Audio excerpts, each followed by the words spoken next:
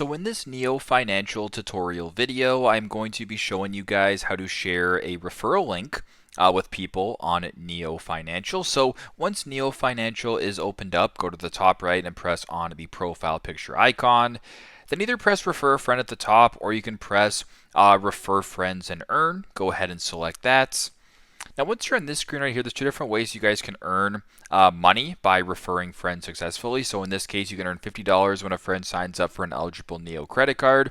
So if you're looking for someone that wants a credit card, send them this link and you can get $50 upon signing up. Obviously, you get $50, they get $25, sort of benefits that way. You can also scroll down to the bottom here to where it says earn $10 when a friend opens up a Neo checking account. And you can go ahead and read all about that as well. So you both get $10 if this is the case. So if all looks good to you and you want to proceed, go to the bottom, press on share. Then you can copy the link that way and share it to whoever you want to.